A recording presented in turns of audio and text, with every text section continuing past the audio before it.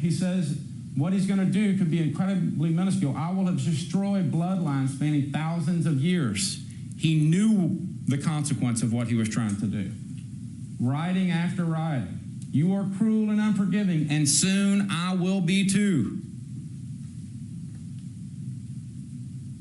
I guess you all thought my problems were either funny or burden. Well, now it's your burden to bear, and we'll see who's laughing when I'm done. Have you ever wanted to murder someone? F yes. Goal before you die, to kill people.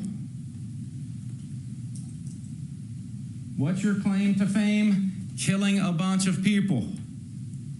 So the answer to the first question with regard to each one of these plaintiffs is yes, yes, yes. Every single one of them. Now, somebody may get back there and say, well, what about insanity? And so what I would remind that person is the court told you that to answer this question, yes, you have to find that he intended to do what it was that he did. And he went to the school with bombs and guns, and he shot and killed people. That is intent. We'll get to insanity in a little bit, but that is intent. Now let's look at the next question. Did the negligence of any of those below proximately cause the occurrence in question? Antonios, Rose, and Lucky Gunner. Yes, yes, and yes. Back on April 20th of 1999, when Columbine happened, it made certain for all of us who are parents that we know several things. We know that school shootings occur. We know that mental health problems exist. And we know that we have, as responsible gun owners, to safely secure our guns. That's commonplace. Ordinary people know that now. So the judge defines negligence as meaning failing to do that which a person of ordinary prudence would have done under the same or similar circumstances, or doing that which a person of ordinary prudence would not have done under the same or similar circumstances. Ordinary care means that degree of care that a person of ordinary prudence would use under the same or similar circumstances. Proximate cause means that cause which in a natural and continuous sequence produces an event and without which such event would not have occurred. In order to be a proximate cause, the act or omission complained of must be such that a person using ordinary care would have foreseen that the event or some similar event might reasonably result therefrom. There may be more than one proximate cause of an event. So let's get back to how we started this case. We said parents of a depressed child should safely store their guns. That's where we started in this case during opening.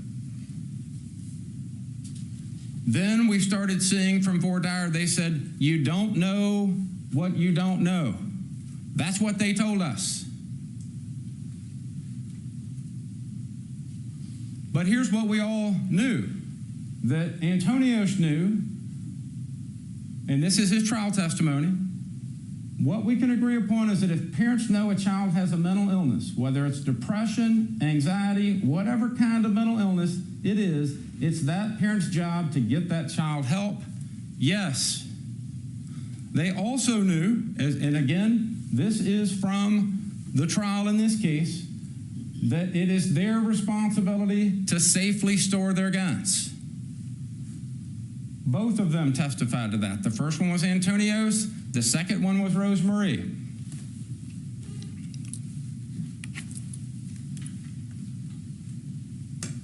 During opening, they said, Ms. Laird said, there were not any signs that were noticeable. That's what she said. She said there weren't any what we would call red flags that anyone saw. And then she said if there had been any signs before this happened, they would have acted. That's what ordinarily prudent people would have done. July 29th, 3 weeks ago. So, what we did in this case during opening is we put up the email from November of 2017 that showed that Rosemary wrote to Santa Fe to say, you want to know what's going on in their household? You don't have to trust us. She's writing it. And she says, I thought he was coping well enough. Boy, was I wrong. And then she says, she's really busy and has massive guilt, but she says, Thanksgiving just got even more depressing. And then she says, please know he is in some extraordinary circumstances currently. This is what they knew. This is why we were saying that they knew or should have known that stuff was going on with him. That's what ordinary care is. So then we also said they knew or should have known that something was going on with Demetrius and to get him help because he wrote this. And remember what their doctor said. He said that Demetrius said he overslept a couple of days. So if you want to understand why it says yesterday and why Demetrius says in the confession it was Tuesday, that's why. It was a couple of days before. But the important thing for us to remember here is that Demetrius said, do you know what she told me the day before? Why are you acting like this? Are you depressed? And he puts it in all quotes. And when y'all get back there and read exhibit number 1, you're going to see he only puts a couple of things in quotes. And then he goes to point out why he says, this is not a context. This is word for word. He knew they would come in and say that they didn't know. And that's exactly what they did in our case. Just 6 weeks ago, and that's why I walked up to Rosemary when I was questioning her, and I said, ma'am, when I took your deposition, you said 6 weeks ago that there were no signs or symptoms of any emotional or mental issues with Demetrius prior to this shooting. And she said there were none. And then, August 10th, we get the report of Dr. Bradley Peterson, meaning just a few days ago, where Rosemary and Antonios told the doctor that they knew something was wrong, but they did not know how to fix it. They did nothing. That is not ordinary care. Ordinary care says, as their lawyer told you, if they would have seen a sign, they would have acted. They did nothing. So we went through these red flags with you to prove that ordinarily prudent people, seeing what it was that they saw or should have saw, would have seen all of these red flags. And we put these up during opening because we didn't know that she had actually told the doctor that they knew, because we were going to say, how could you not know with everything that's going on? Because they said when Demetrius wrote that, they said their son was lying about what his mom said. But we wanted to show you they knew. Because 57 unexcused absences, 36 tardies, and failing courses, and these were documented on his report card. They described her as a helicopter mom. Now, 57 absences, something should be done, and it should be done quick. They knew. Then, physically, they told their doctor, again, all of these words are coming from them, not us, that his hygiene declined. He rarely showered. His hair became greasy. We had some statements, and these don't come from the parents, but from his classmates saying he dressed like the Columbine shooter. His mom bought him the trench coat. He wore combat boots, which were in his room. He wore all black, and he had the Born to Kill t-shirt. Socially, he grew even quieter. He isolated in his room. He didn't want to go anywhere. He publicly posted 18 days beforehand the Born to Kill t-shirt and the trench coat. Financially, a 17-year-old with no job is spending $1,722 and having 29 separate deliveries of items that would scare any prudent or ordinary parent to death when they saw those things. And I don't know about you guys, but Amazon doesn't show up every day at the same time. They show up at different times with packages. And then there were 2 deliveries, again, to the front steps of their house of ammunition that he wasn't supposed to have. March 2nd is when that was. Here are some of those purchases. Now, mentally, he hated how he was treated at school. They knew some of that. He hated how he was treated at home. Now, remember, part of what Demetrius says down where he says his mother asked him why he was acting this way, he said he was tired of the constant threats of abuse. And they said that he was delusional. None of that was true. That's what they told us. Except for when we heard from the doctor, what they're telling the doctor, they say the dad is filled with rage. He had these extreme outbursts, threw things. And Rose even threatened to divorce him. And she told us they had a happy marriage. That's what she said under oath. You guys are the judges of the credibility of the witnesses. That's why we kept saying these things. Like when I put the deal up and she said it looked like a pressure washer. Just because you look at that, you guys have to judge whether you can trust what it is that they tell you. He was drinking. He took the guns so they would notice. That's his words. He was building bombs in their trailer. He was building bombs at their house. He detonated a bomb in their garage. And after all of this, they didn't safely store their guns. They did not get him help, and they didn't safely store their guns. So, if you recall from the confession, Captain Meadows says, he asks a couple of questions of Demetrius. And he says, Demetrius tells him, I got them from the wooden display cabinet. I got them with keys. And I put the shotgun in my mouth before the kid at Santa Fe ever even committed suicide. That's January 30th. So we knew he had the guns for 4 months. Now, what Captain Meadows didn't ask him is, where did you get the keys from? That's where Dr. Peterson comes in. Once again, Demetrius told Dr. Peterson, their $600 an hour expert, that the gun cabinet in the house had the key on the top. That's what Demetrius said. That's the only proof of what Demetrius said that's not filtered through them. Remember, they said a couple of weeks ago, Demetrius told him he searched for months around the house to find the keys. 6 years later, that's what they say. But that's not what Demetrius told the doctor within 11 months of the shooting. Now, this is where he said he put them. They acknowledge that it is irresponsible if those keys were on the top of that cabinet. That's Rosemarie's trial testimony. It's irresponsible. Antonio said the same thing. It's irresponsible. Now, what they said was, well, he didn't know that he was delusional. He didn't know. These things can't be true.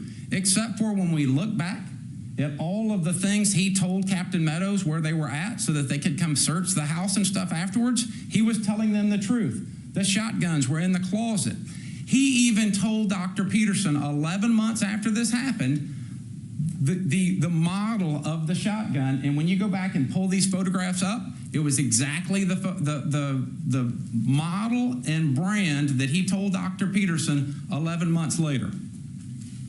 He told Captain Meadows there were 22 shells in the black storage cabinet. He was right about that. He told Captain Meadows he kept a journal in his room that laid everything out. There it was. He told Captain Meadows that he had bomb-making materials in the trailer and that he had 3 pieces of paper. I've only got 2 pictured here, but the other one is the bell schedule. They were there. He told him that he, Demetrius, was keeping bomb materials in the gun locker.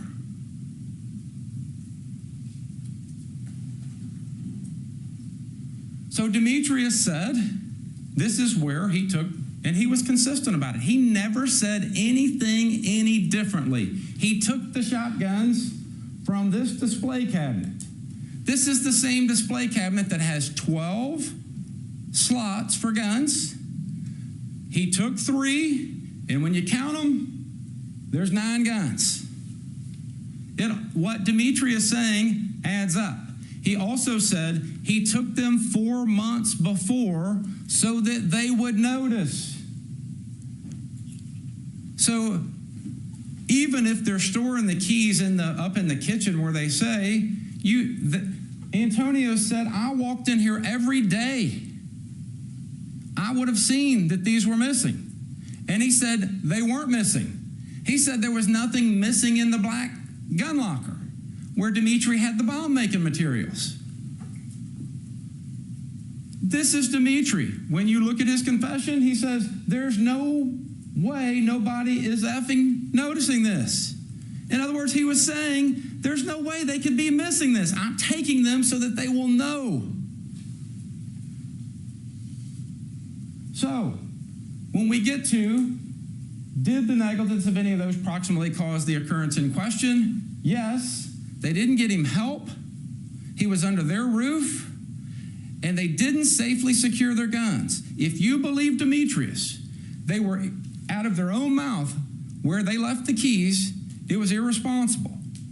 Irresponsible. So yes and yes. Now let's talk about Lucky Gunner. Lucky Gunner sold to a 17-year-old. All he had to do was click a box. They provided the ammunition.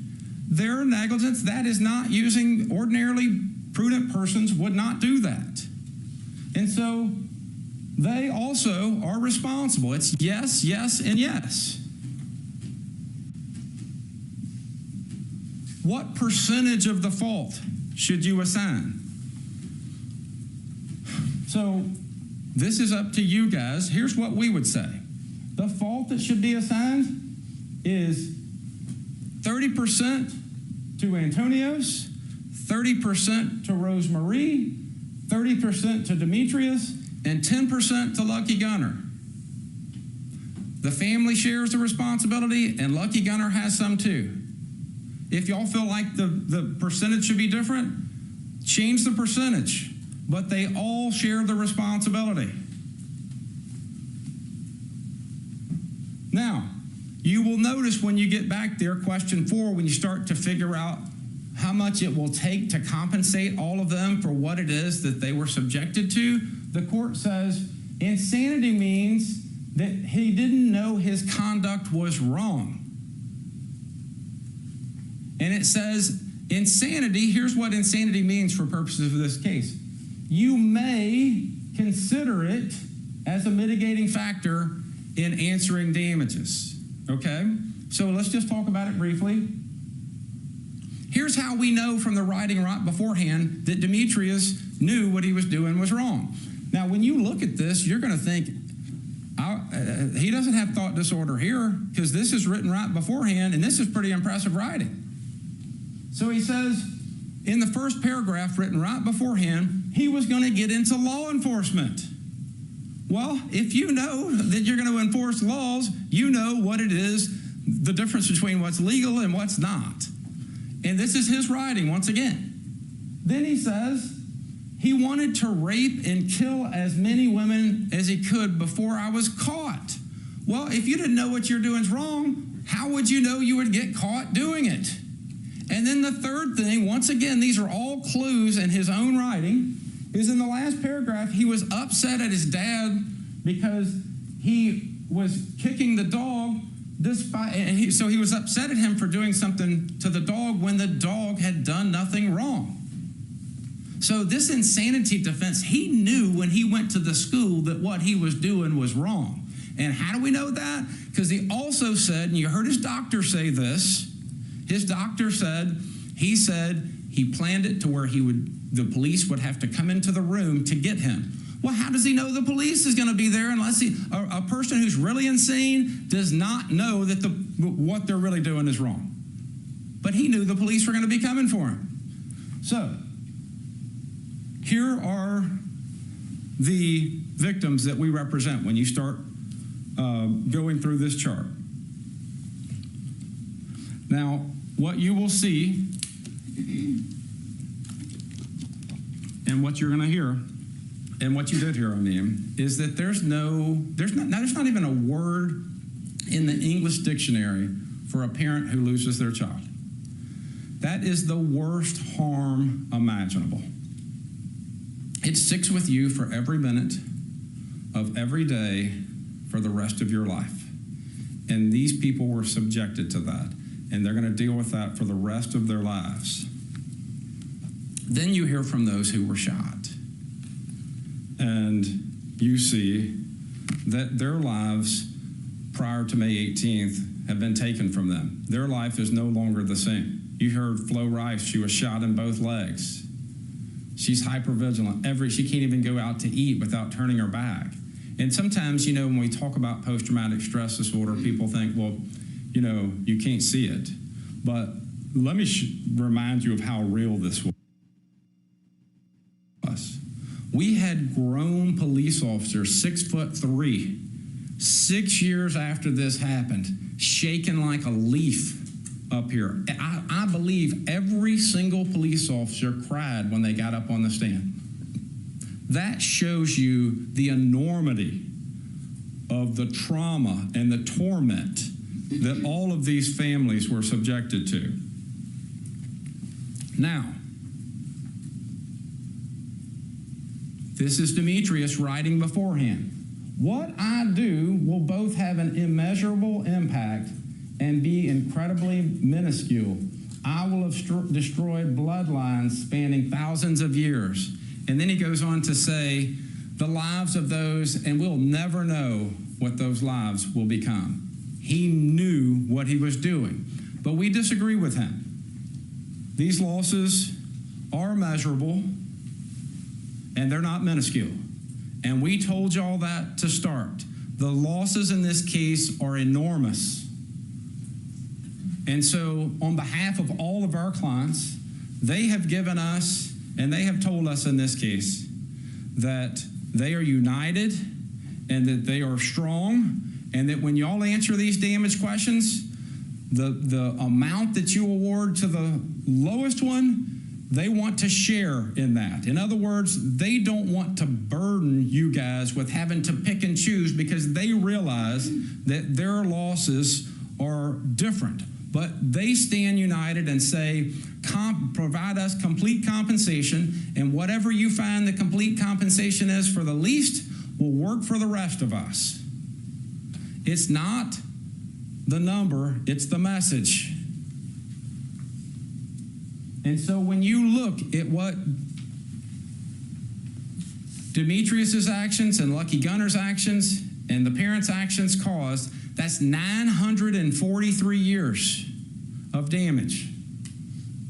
And I'm reminded, and when Chris Stone got up on the stand and he talked about going into Les Miserables, or Les Miserables, as us people from Santa Fe call it, and he quoted the song that he has on his arm, and it says, there's a grief that can't be spoken. There's a pain that goes on and on. Empty chairs at empty tables. Now my friends are dead and gone. Oh, my friends, don't ask me what your sacrifice was for. Empty chairs at empty tables, where my friends will sing no more. And that got me, because you can feel the loss that Chris and the rest of these had. Every waking moment is agony for them. And so, the shooter said we couldn't measure it. We can measure it. Complete compensation. Anything less than complete is incomplete and it's unjust. So Dr. Bradley testifies at $600 an hour. That equates to $10 a minute. Each of us live our lives minute by minute. The shooting was 30 minutes, but we measure our time second by second and minute by minute. Time is all we're given. And so if we take just a fourth of that and multiply that times the years lost, that is $1.2 billion. When you average that out over these plaintiffs, that's $25 million for every blank that you fill out. If you feel like that number should be less, then put the number in. If you feel like it should be $23 million per blank, because there were 23 victims in this case, put $23 million. But understand that we had to put each of these witnesses up there so that you could see and hear and feel what it is that they have gone through and would continue to go through. So, thank you, Judge. So each one of these parents out here that lost a child is being asked this question. What amount of money will fairly and reasonably compensate them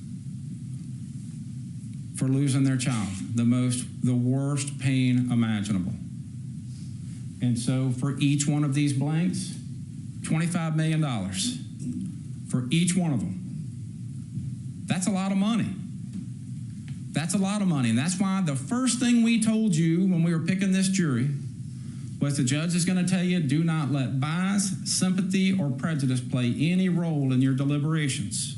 And so when you measure how much harms and losses they have, and the numbers add up to a lot, don't have any sympathy over there when you're filling those numbers out. Don't have any mercy, like Demetrius said he was going to have no mercy on the unsuspecting, innocent victims that he took out that day. No mercy. And so for each of these, it's easy. $25 million. If you think that that's too much, then put a figure in there that's less. If you think it's not enough, put a figure in there that's more. Each one. Now this one is the injuries. Same deal. This is Flo Rice. And Flo is back there. And you will notice some of these plaintiffs didn't come every day because it was too emotionally draining for them to hear this day after day after day. But I'm glad they're here today.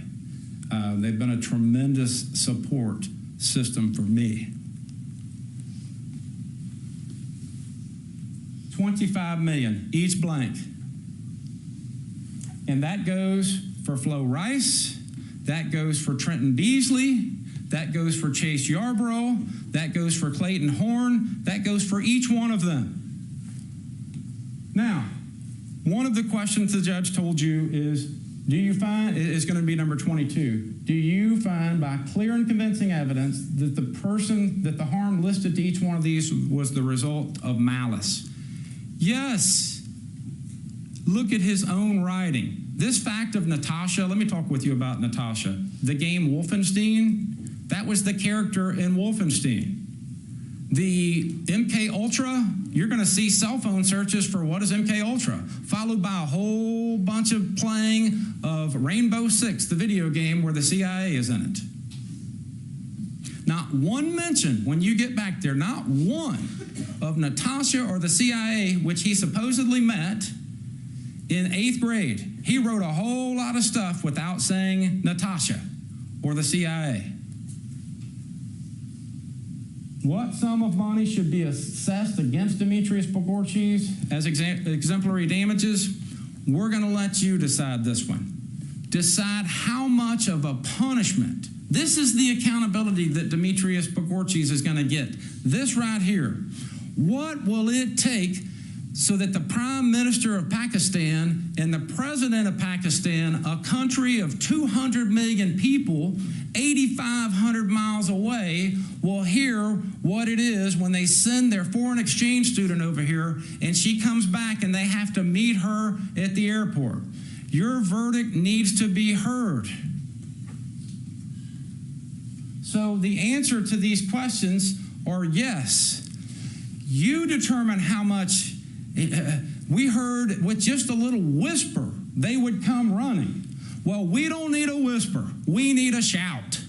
Shout so that all across everywhere will know. Get mental help. Know what's going on in your home. Safely store your weapons. We can't send our kids to school and bring them home in body bags. The first line of defense is parents. We want to solve this problem. It starts right at home. You're responsible for your kids. If you're going to bring them into the world, be responsible for them. If you're going to bring weapons into your home, be responsible for them. If we don't do something, nothing is going to happen.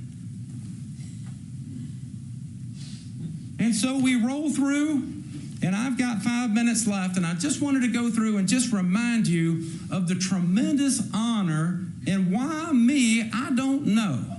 But the honor that I have to speak on these people's behalf. It is the best thing in my life. He's a hero. He knew by grabbing that door when Demetrius was grabbing it, he told the others to run, and Demetrius shot him through the door while he was letting other people run. If a hero isn't worth $150 million, I don't know what is. And then that's followed up by another one, Christian Riley Garcia. When you love your kids and you treat them right and you monitor them and you provide a great environment for them, this is what you get. You get the Christian Riley Garcias of the world. And Aaron Kyle McLeod, you heard from Gail McLeod about what a fine, upstanding young man this was. He got hit in the arm and bled out for 5 minutes while he was text messaging his sister, who has to live with that for the rest of her life. She got to tell him she loved him, and he told her he loved her back, but no young sister should have to do that one hallway away from her brother at the high school. Jared Connor Black, the protector. This was Pam's son. The protector. He had Asperger's, and he protected those that were less fortunate than him. What an inspiration. Flo Rice, one of my heroes. She got shot in both legs. She watched as her fellow substitute teacher died. She heard every dripping glass and thought that it was the shooter coming back, shooting again. She was being hunted. And what did she do? She survived. But not without these scars that leave her. And you know what? She's got such a great support system and a great daughter, but she is a true inspiration. And Clayton Horn, what can you say about this kid? The shooter shot him and then stood over him to finish him off. And fortunately, he kicked up at the last minute, and it went through his arm, and he survived. And he told his mom and dad, who'd been out there every day, I'm going to get back to doing what everything I did beforehand. He got on a bull. He did pole vaulting. He has moved on, but he carries us around. And you saw him. I was so proud of him because he's so positive. He is one of the few that just isn't emotionally devastated by this. But you know what tore him up? Was when he said he met Chris Stone in first grade.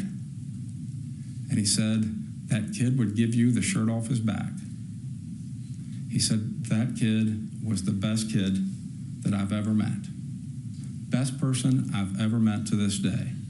And when you hear and you saw his dad get up and take the stand, you know why that is. So I'm going to sit down now, and I'm going to let these other lawyers get up and talk with you about their clients. And then I'll be back up to talk in a little while. Thank you all very much for your attention.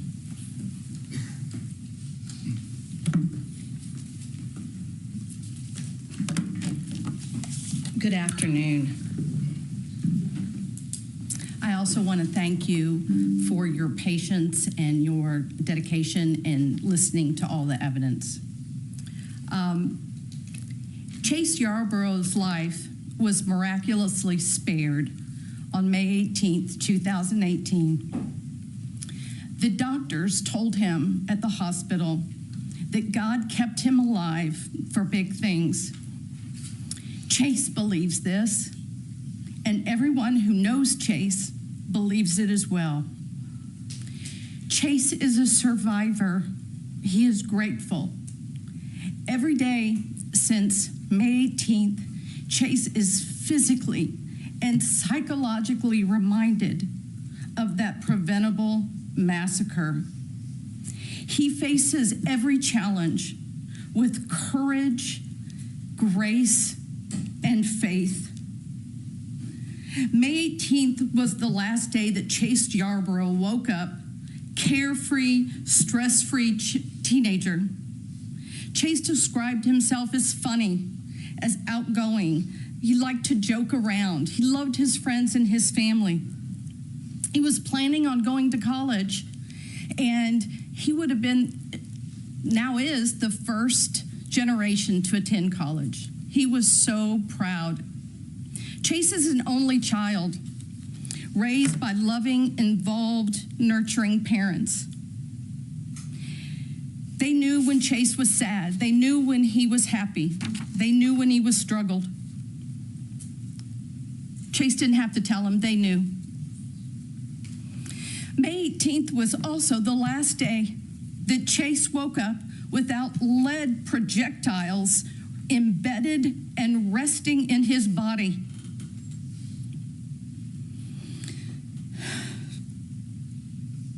On May 18th, 2018, Chase was shot in the kiln closet with his other friends. He didn't know he was shot, and he escaped, and he ran, and he got out of that building. He called his father and told his dad, there's a shooter. His dad said, run, run, and Chase ran until he couldn't run any longer. And his ankle gave way, and he crawled to a ditch because he thought the shooter was chasing him. Now, when he went to the hospital, he was told that he was in fact shot. He was shot in the head. He was shot in the back. He was shot in the arm. He had grazes, bullet grazes on his temple and on his other arm. The doctors told him the projectiles have to stay because it's going to be too dangerous and too risky to remove him, and they sent him home. Chase gets home. Not shortly thereafter, the hospital calls and tells them, bring Chase back immediately. They pack up and they go back to the hospital. Chase thought he was dying. When he got to the hospital, they rushed him in and they did additional testing. And they told him that he has a projectile, a lead projectile in his heart. The doctors didn't know how it got there. They said how you're alive is a miracle. They believed that the wound on his neck, that a projectile went into his neck, and the heat from it then cauterized the artery after it went into the artery. The projectile traveled through his bloodstream and is in his heart, where it stays today. Every day, Chase is reminded of this shooting. He's got a bullet in his head that he feels every time he washes his hair.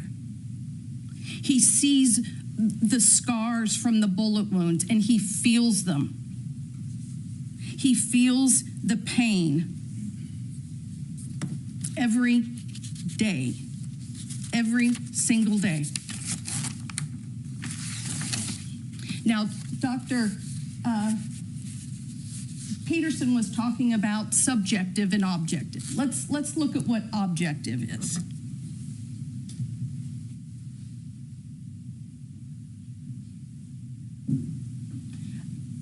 Objective are those bullets in his heart and his head. Chase was diagnosed with PTSD. We understand why. Chase will never live a carefree life again.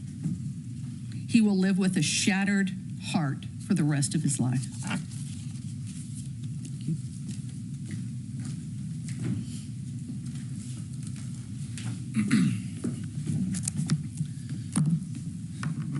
I'm going to move fast because we're running a little bit short on time, but my name is Blake Apfel, and I represent Trent Beasley. And I'll echo what Mr. McGuire said in that we need to send a message. And one of my favorite lines ever is, and I'm going to tweak it a little bit, if you think you're too small to send a message, try spending the night in Galveston outside without a mosquito net. The truth of the matter is, unless we've walked in those shoes of a parent whose child has been murdered, or in a survivor of a shooting like this, we can't know the depth and the magnitude of the grief they felt. So I won't tell you that I know the magnitude of that grief. What I will tell you is a little about Trent. Trent was a 15-year-old boy who loved baseball, who loved fishing, and who loved talking about baseball and fishing. And on May 18th, that all changed. On May 18th, he heard 3 shots. Out of fear and not knowing what that was, he rushed to the patio door that was locked with his classmates. He then turned to the kill room and had to break it with his friend Hunter so that they could all get inside. Problem is, once it was broken, they were trapped in a room with an open door. Trent laid in that room with his friends, attempting to barricade that door with the kiln, as a shotgun barrel went off over and over in that room beside his head. He laid in that room with his friends as they were shot and as they were killed. He lay in that room, helpless, as he listened to Chris Stone take his last breath. And he laid in that room, preparing for those last breaths to be his.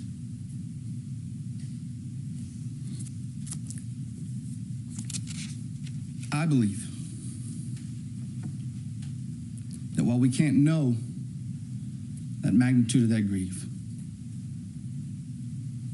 we do know, based on the evidence in this case, that it's a burden of grief that will last for the rest of all of these people's lives. My prayer, and I think the best we can hope for, is that your decision and your verdict in this case will make that burden of that grief just a little easier to bear, knowing that the responsibility for the incident on May 18th, for the shooting on May 18th, has been delegated and assigned. Thank you.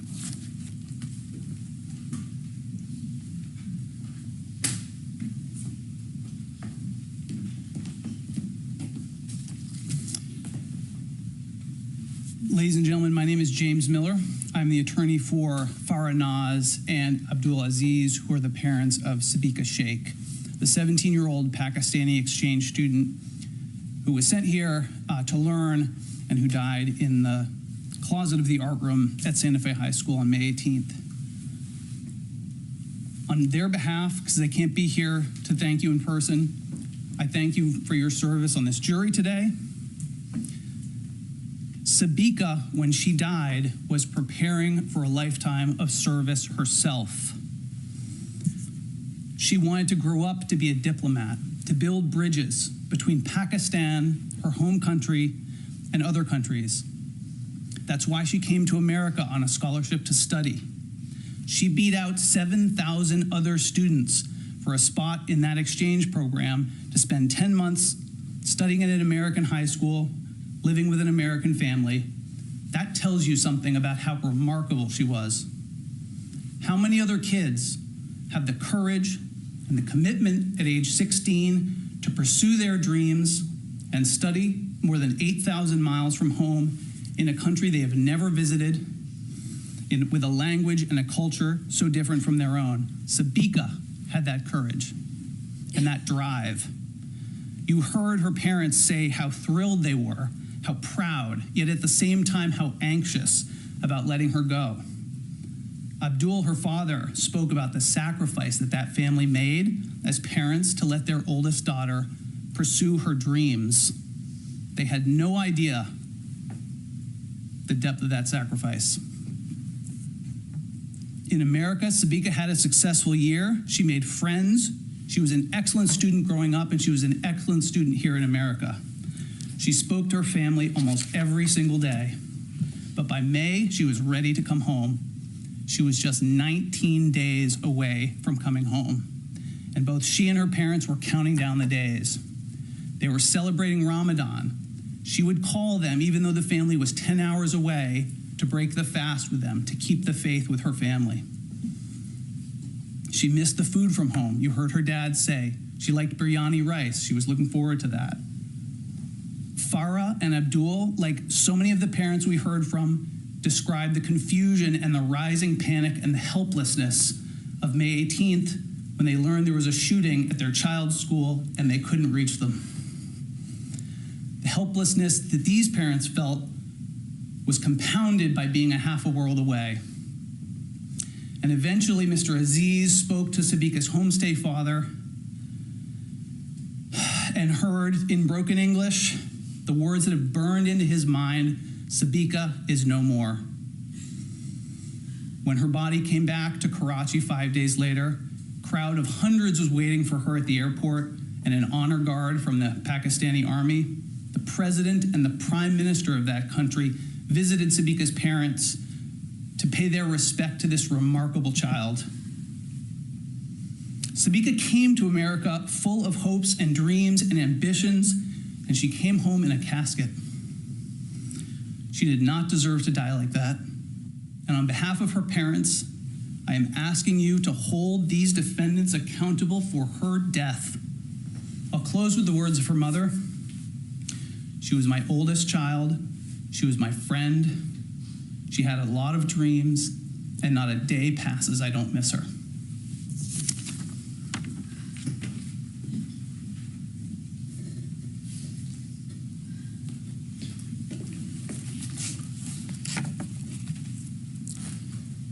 Cynthia Tisdale, a vibrant, loving, caring, 63-year-old woman when her life was taken.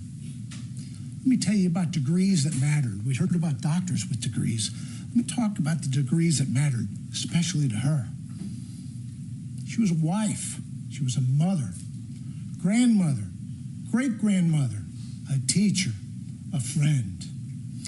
She didn't work out of necessity. She worked to provide these children a difference, to teach lessons about life and love. Her life was taken so short, robbing her family, this community, of love that she could give, lessons she could teach. Her husband, William, she was the caregiver for him. Upon her passing, he gave up his ghost to go join her. The last words that she ever wrote were the words that they shared in life, that they shared with their family. 3 words, the most powerful, enduring: I love you. It's what should have been said and spoken more often. Reese Tisdale, you saw him take the stand. He spoke on his behalf, on behalf of his family.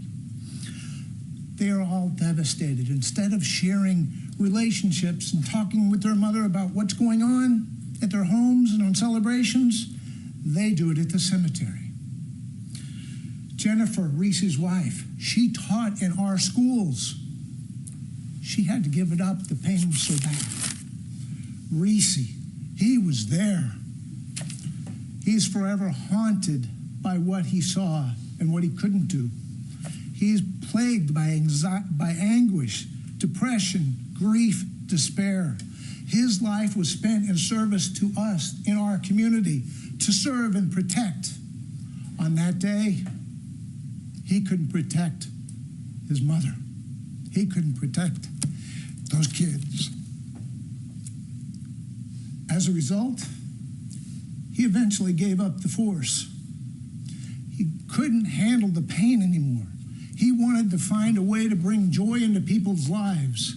He wanted to find some still waters to walk behind or beside. He talked about how he was grown up and raised. His dad said, raise up a child in the way you want him to go. It's the way he did it. It's the way his kids turned out. It all starts at home. It started at their home. They had the responsibility, among other things, to protect the keys, to protect the guns.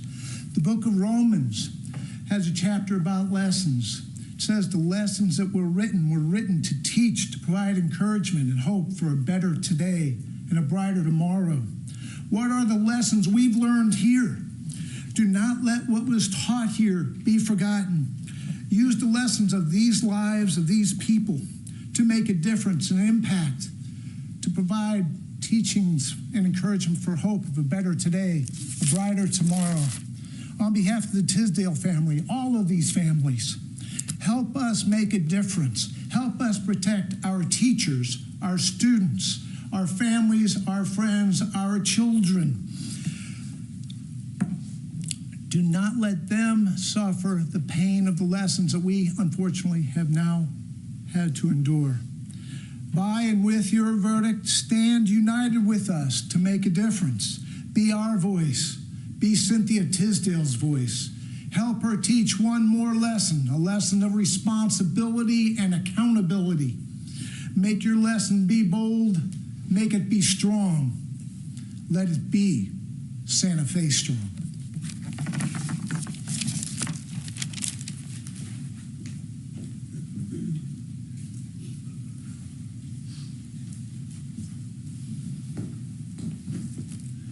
May 18, 2018 is Rhonda Hart's every day. She got up at 4:30 that morning to go to her bus route. The job her dad had, the job she liked. She liked being around kids. She's on her route. She's coming back. She finds out there's something's going on at the school. They say, come back, park in the back. She goes back and she's beginning to wonder, but she's following orders. She had been in the military. She starts asking people what's going on. There was a shooting. She started wondering about Kimberly.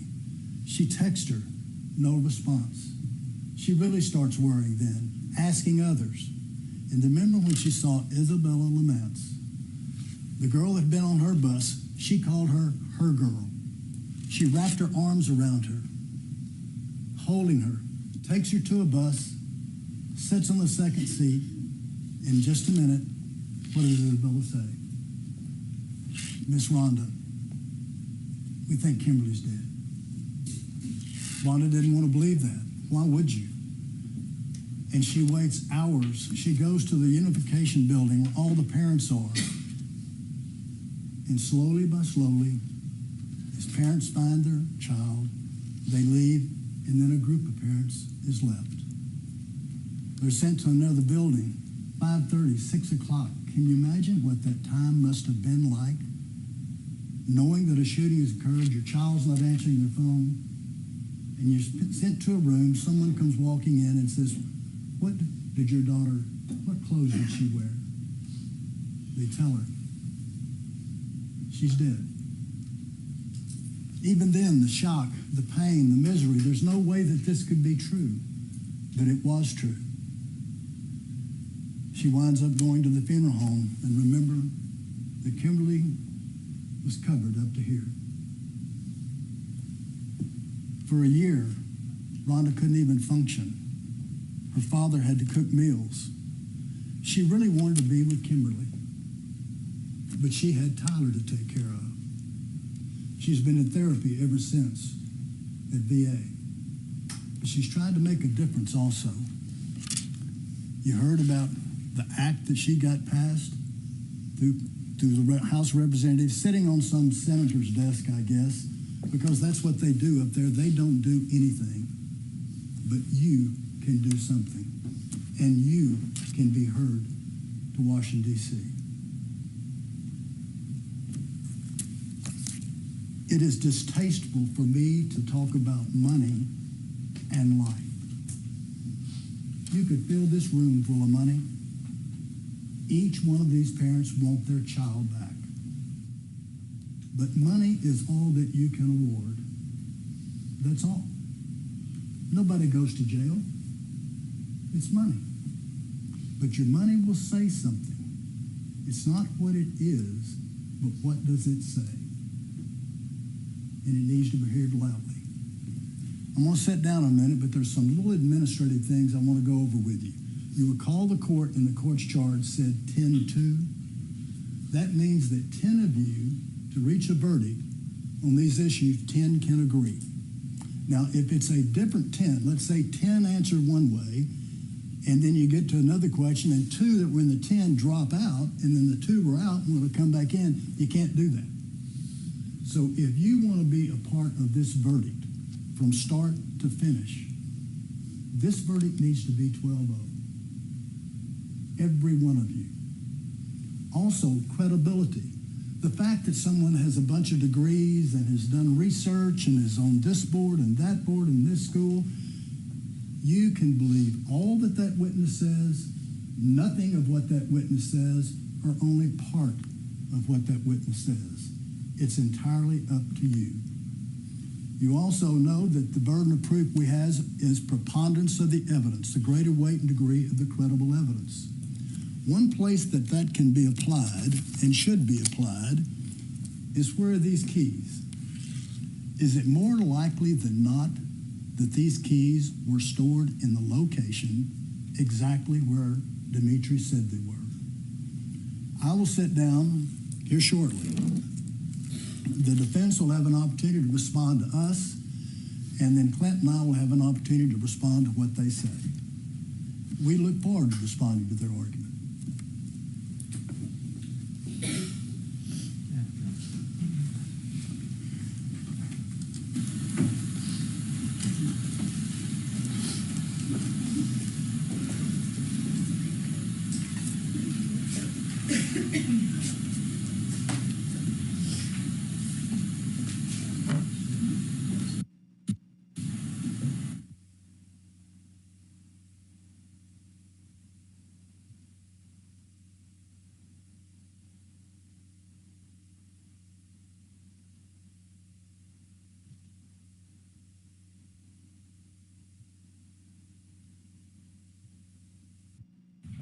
Ladies and gentlemen of the jury, we're going to take our lunch break now. We still have not heard all of the closing arguments.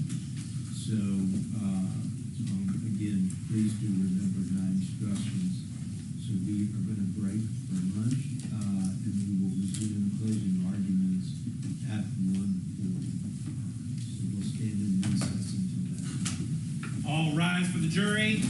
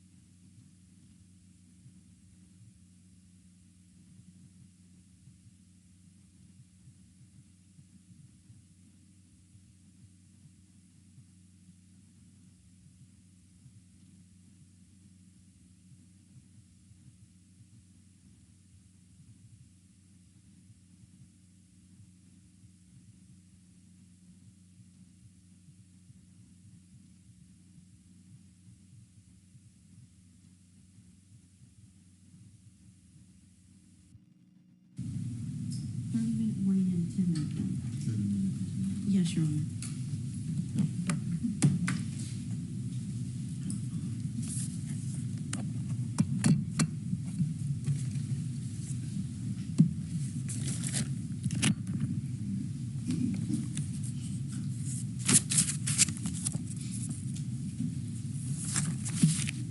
Good afternoon, everyone. I would like to take a moment to join in the plaintiff's sentiments about thanking the court for their hospitality for the last 3 weeks. They have done an excellent job of not only coordinating everything that was going on in the courtroom, but behind the scenes, making sure that everything was done that needed to be done, and have been really good sports in helping us with all of our needs. So we join in thanking them. And we also join in thanking you for your time and attentiveness during this trial. It's not gone unnoticed to me that even though this has been a 3-week-long jury trial, that y'all have been paying very close attention. I've seen note-taking, I've seen eye contact, I've watched attention to witnesses, and as someone who does jury trials, I have to tell you, I am grateful that you have listened and managed to keep the intensiveness that you've had for those 3 weeks. Because as you can imagine, this case has not only been hard for the plaintiffs, it's been hard for the defendants, it's been hard for the attorneys. And I think that was pretty evident by the emotional display we saw when the plaintiff's attorneys were giving the first part of their closing argument. So thank you for all of that.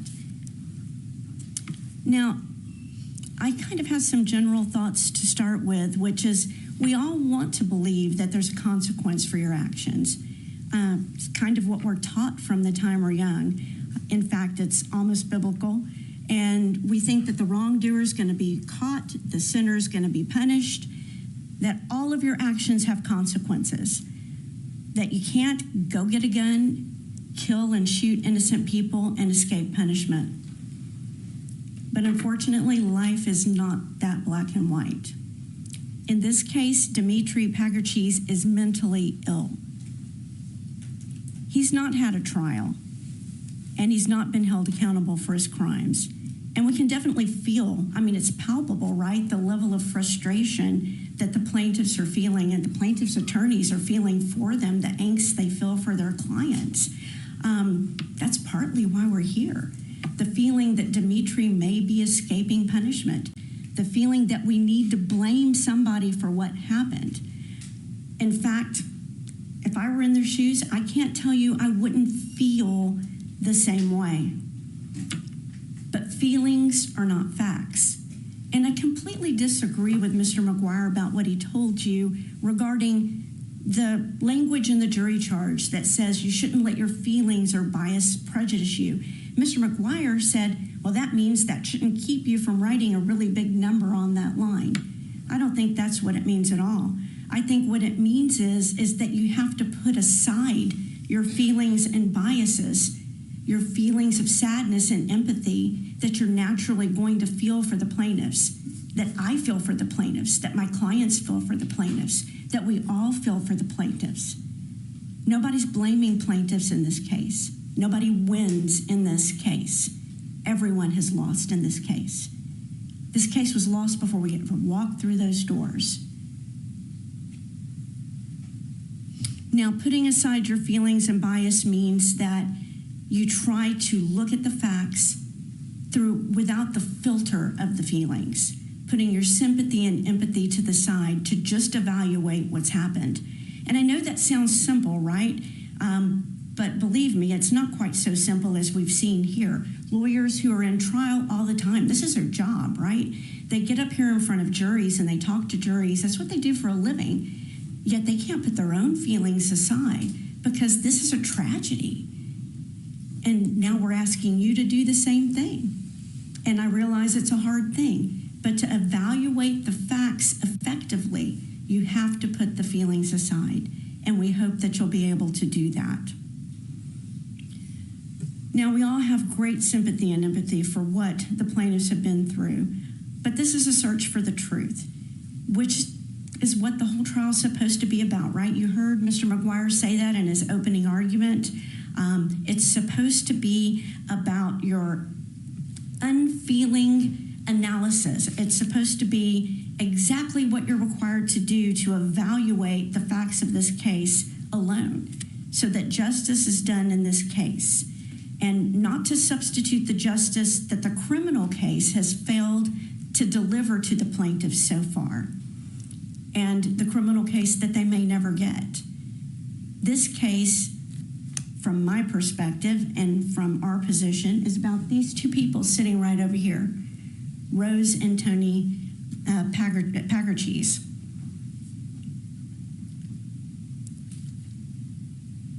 Plaintiffs want to place blame. It's natural to want to place blame. But where does the blame belong? When a hurricane comes, are we blaming God? Mental illness is a unseen, unknown tidal wave that can come and destroy not only the individual's life who is afflicted with a mental illness, but everyone around him.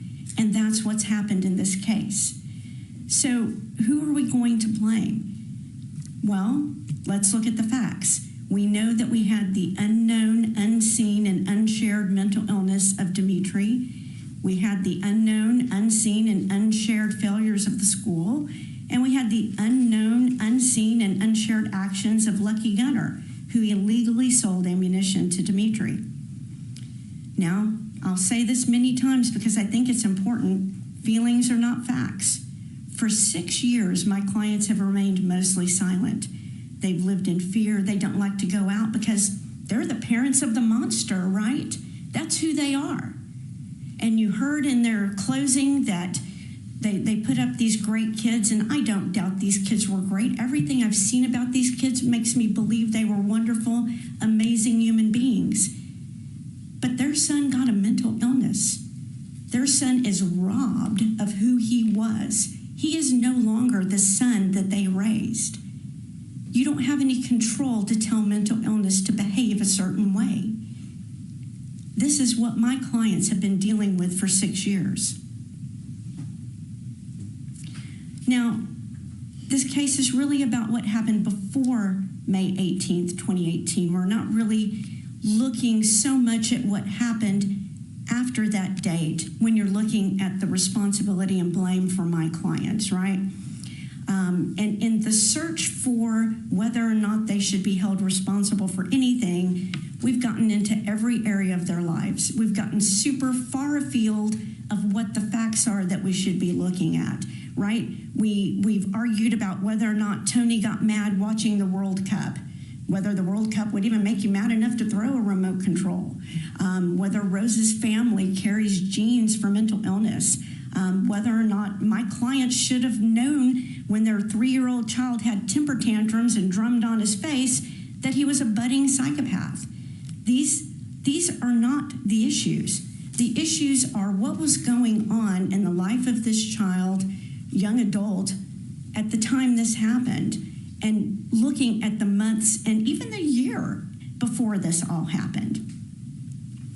It was not foreseeable, it was not predictable that their son would have a psychotic break, certainly not predictable that their son would become a school shooter. Now, as to all of the defendants, Mr. McGuire showed you the jury charge, and you're here to determine whether or not they were negligent. And what is negligence? How do we know it when we see it? Well, you've got some instructions on the charge, and we know that we all have a duty, right, to act within reason, to make sure that we use ordinary care so that we don't hurt each other. That's kind of what we already know. Ordinary care is defined as the degree of care that a person of ordinary prudence would use under the same or similar circumstances. You'll be determining if all the parties, or if any of the parties, or if none of the parties fall below this standard. So the relevant inquiry in your mind should be, did Rose and Tony use ordinary care regarding the safe storage of their weapons based on the facts and circumstances that they knew prior to May 18th, 2018? Now, you have to have a duty, and you breach the duty, meaning you break that duty, right? So who failed in their duty? Well, right off the bat, right, you look straight to Dimitri. I think it's fairly uncontroverted that Dimitri developed a plan to be involved in a school shooting. It's uncontroverted that Dimitri acted in a furtive manner to make sure his plan wasn't discovered. Dimitri stole guns from his family home, finding a way to bypass the reasonable and prudent efforts that Rose and Tony had taken to safely store their weapons. And then Dimitri ordered ammunition online in furtherance of his crime. It's uncontroverted that Dimitri pulled the trigger. The parents didn't pull the trigger. The parents didn't give him a gun. The parents didn't give him permission. He never asked to look at or inspect or take a weapon. Parents certainly didn't consent to any of this. These are actions that Dimitri took. Now, there's some extra considerations you'll have to take, whether or not you believe Dimitri's mental health issues should mitigate his actions in some way, but that's for his attorney to argue, for Mr. Torres. But I think it's pretty clear that when you're looking at numbers of responsibility, that Dimitri has a large amount of responsibility in this matter. Now, I'm going to ask Ms. Goldsberry to put up the jury charge on the screen, and Mr. McGuire put this up for you earlier, and of course, he thinks you should answer yes to every question. I don't think you should. I think you should definitely answer yes to Lucky Gunner, and let's talk about why. You should say no to Rose and Tony. You should say yes to Lucky Gunner. Lucky Gunner had a duty. Your question is, did they fall below the standards of ordinary care? That's a quick answer. They absolutely did, because Lucky Gunner violated state and federal law. There's a law in place that says you can't sell ammunition to an individual who's under the age of 18. They did that. Plaintiffs put on no evidence that any ammunition from the Packard-Cheese family household was used in the shooting.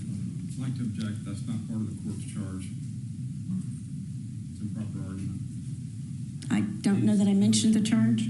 You've been provided the court's charge, and you'll be, you'll even have a copy that you refer to during your deliberations, so you are to follow those instructions as given to you by the court. You may continue this.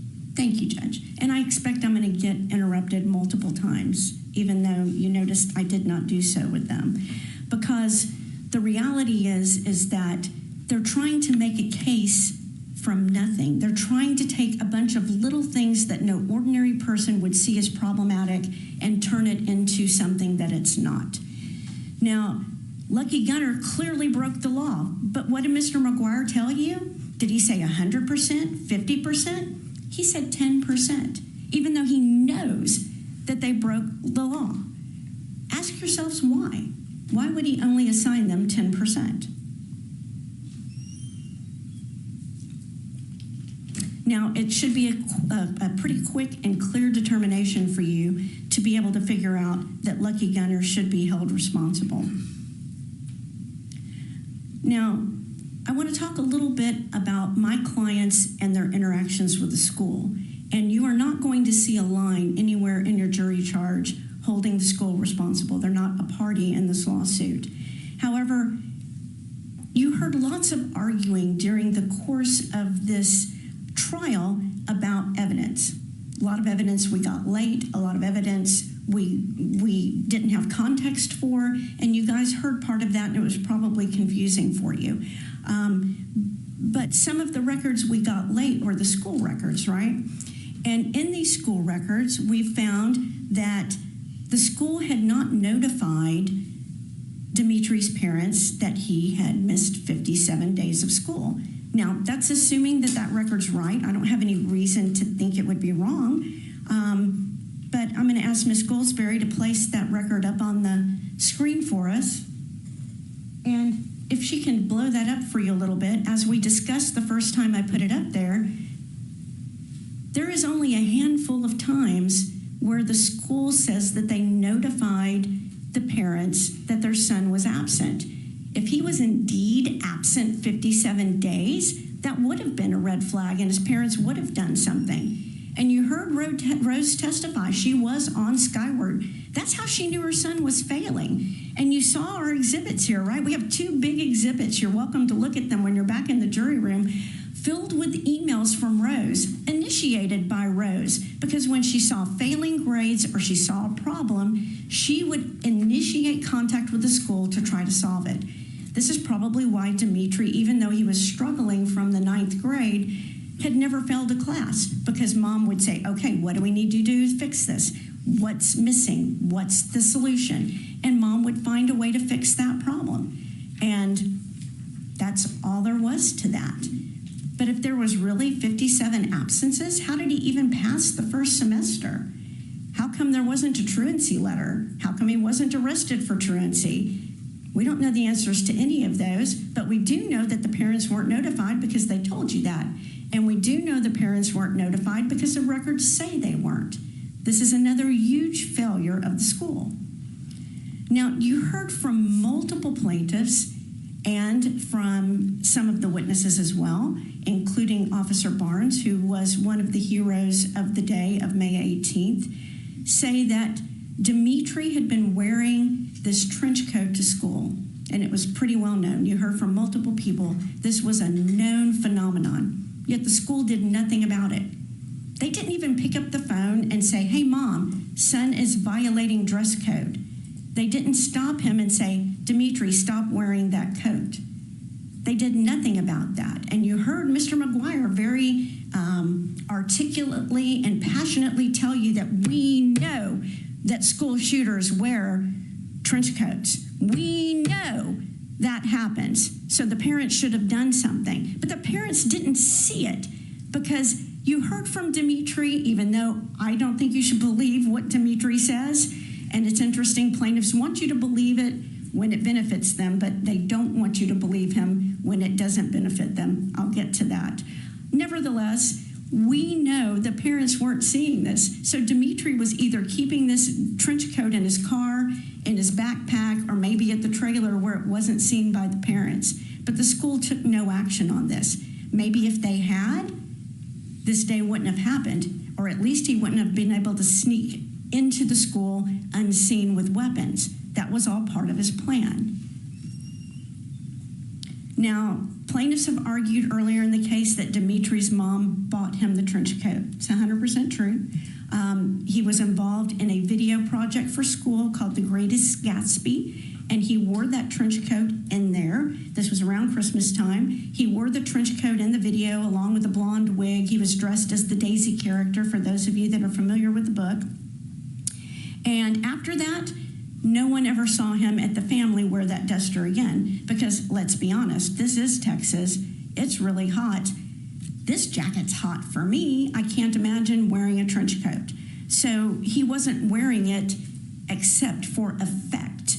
And that effect was at school, because as Mr. McGuire showed you, he fancied himself a school shooter. He admired school shooters. He wanted to be a school shooter.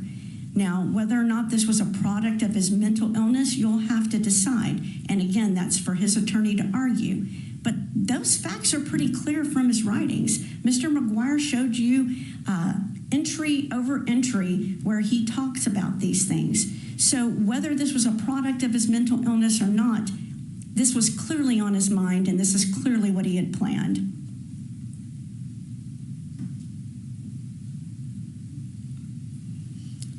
Now, we have seen from Rose's parenting style, from these two large exhibits that I have in evidence up here with the emails from the mom, that she is very proactive.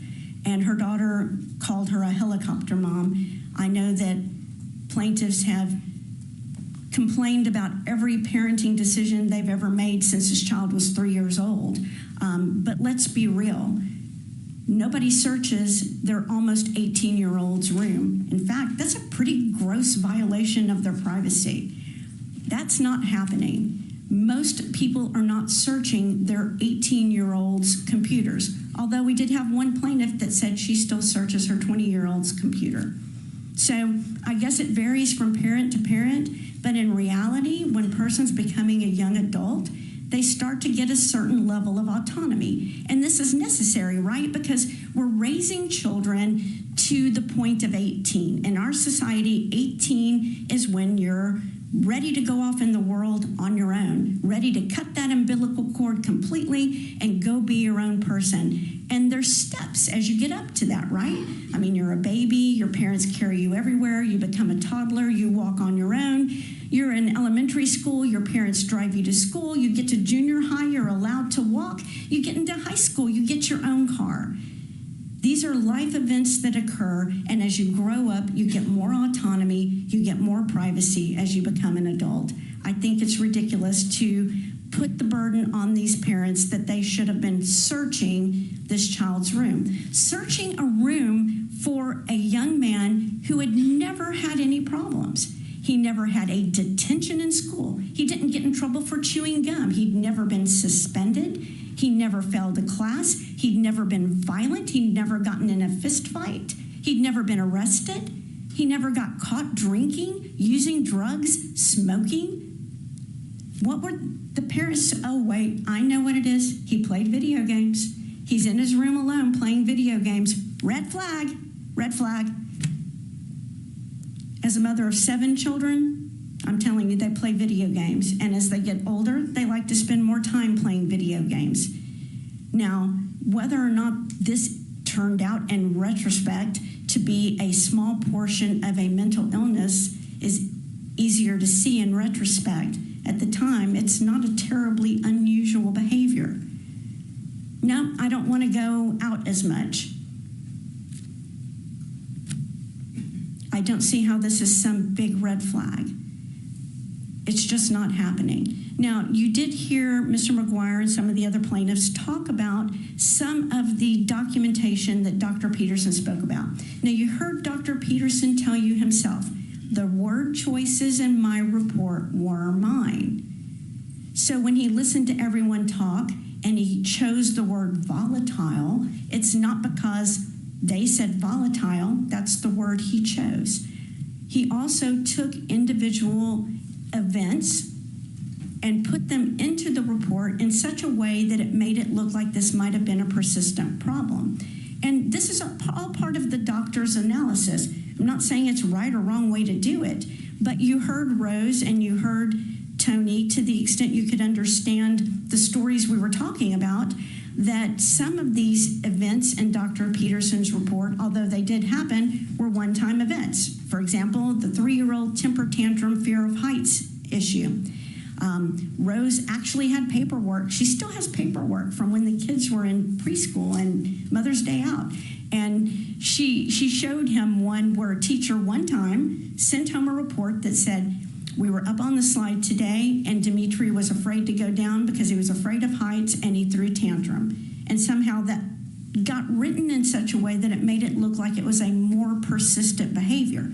Now, to Dr. Peterson, when he's looking at all the pieces, to him it might be. But what was reported from the family is that it was a one-time event. So as the person perceiving this, as the person living this in real time, as the person who's not going back after something horrible has happened and looking at what's happening in the here and now, that doesn't look like a red flag. Now, what would look like a red flag? When the school failed to monitor their computer systems and allowed Dimitri to conduct searches of a nature that should have set off immediate alarm bells. Ms. Goldsberry, if you would put up the searches such as Columbine evidence photos, 357 revolver, and Virginia Tech shooters. These should draw some attention by school officials. Now, plaintiffs may argue that we don't know for certain that these came off of the school records, but you can look at these exhibits. If you'll put up the exhibits, we had Clayton Horn on the stand, and he testified these look very much like the block warnings that he got from his school computer when searches were done that were inappropriate searches where you couldn't get around the firewall. And we have documents and evidence. You can take a look at some of these. You also heard Clayton Horn say that he had an individual login for his computer. I believe Ms. Giannis said she thinks her son did. I'm not 100% that's who said it. One of the plaintiffs did, as well as Rose, who still has the login for her son for the school computer. Now, what about Tony and Rose? Well, you've heard me say that they didn't fail in their legal duty. First of all, Dimitri was almost 18 years old. He was about 4.5 months away from being 18. At age 17, you can consent to sex. You can consent to your own psychological treatment. If you run away from home, the cops aren't going to bring you back home. And most importantly, at age 17, when you commit a crime, you're charged as an adult. And in this case, Dimitri was indeed charged with his crime as an adult. Now, unlike Dimitri and Lucky Gunner, Tony and Rose did not commit any crime. And despite a slightly dramatic moment where a plaintiff seemed to indicate that Tony and Rose might be charged with a crime in the future, that's 100% untrue, because Rose and Tony did not break any penal statute at all. In fact, Rose and Tony completely cooperated with the police after the shooting occurred. And as we discussed in voir dire, Tony and Rose had no obligation by statute to lock up their guns to keep them from Dimitri. He was old enough to bear that adult responsibility. Yet, Tony and Rose did have their guns locked up, all of them being safely stored either in the gun cabinet or the gun safe. Still, due to Dimitri's age, Rose and Tony had no obligation to hide the keys from Dimitri. But they did. They had the keys hidden in a safe place. And Mr. McGuire's 100% wrong. The keys were not in the kitchen. The keys were not kept in a common area. If you'll recall from our direct testimony, we put up the pictures. The keys were kept in the top of a cabinet that is 8 feet off the floor in the parents' private bedroom. Now, they could have left the guns on the table. They had no duty under criminal law to lock those guns up, because I guarantee you, if they had broken a criminal law, they would have been charged with it. But they didn't.